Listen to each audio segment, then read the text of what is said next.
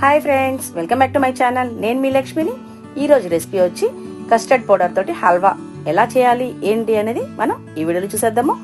అంతకంటే ముందుగా మీరు కనుక మన ఛానల్ ఫస్ట్ టైం చూస్తున్నట్లయితే లైక్ చేయండి, షేర్ చేయండి, సబ్స్క్రైబ్ చేయండి, నాకు సపోర్ట్ చేయండి ఫ్రెండ్స్. ఇప్పుడు ఎలా చేయాలో చూద్దాము.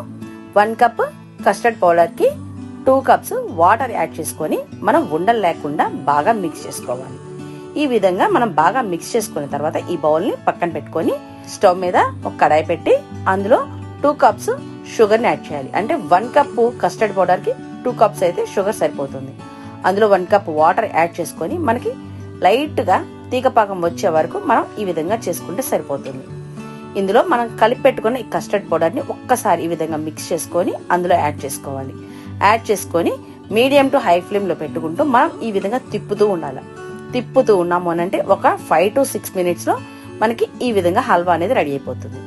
ఈ విధంగా రెడీ అయిన తర్వాత ఒక్క 2 స్పూన్స్ నెయ్యిని యాడ్ చేసుకొని, అంటే ఒకేసారి నెయ్యి మొత్తం యాడ్ చేయకుండా ఒక్కొక్క 1 స్పూన్ 2 స్పూన్స్ యాడ్ చేసుకుంటూ మనకి కడాయి నుంచి సపరేట్ అయ్యే వరకు ఈ విధంగా బాగా మిక్స్ చేసుకుంటూ ఉండాలి. మనకి ఎక్కువ టైం కూడా పట్టదు, చాలా ఈజీగా, చాలా ఫాస్ట్గా, చాలా టేస్టీగా అయిపోతుంది అనమాట. ఈ విధంగా మిక్స్ చేసుకున్న తర్వాత 1 స్పూన్ యాలకుల పొడి, మనం కట్ చేసి పెట్టుకున్న డ్రై ఫ్రూట్స్ ని యాడ్ చేసుకొని ఈ విధంగా బాగా మనకి అందులో హల్వాకి పట్టే విధంగా బాగా మిక్స్ చేసుకోవాలి. చేసుకున్న తర్వాత ఒక ప్లేట్ కి మనం నెయ్యి యాడ్ చేసుకొని పెట్టుకున్న ప్లేట్ కి ఈ విధంగా హల్వా అనేది మొత్తం అందులో వేసేసుకోవాలి.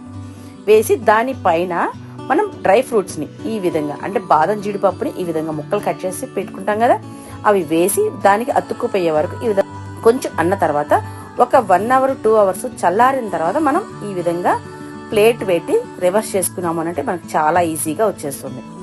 మనం ఏ షేప్ కావాలి అనంటే ఆ షేప్ ఈ విధంగా కట్ చేసేసుకోవచ్చు. చూస్తున్నారా, చాలా ఈజీగా కట్ అయిపోతున్నాయి. ఇప్పుడు చూస్తున్నారా, నేనైతే ఇప్పుడు సర్వింగ్ బౌల్లో కూడా తీసేసుకున్నాను.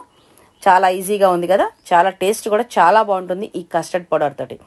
మనం ఎలా ఉంది ఫ్రెండ్స్? ఈ వీడియో నచ్చిందా?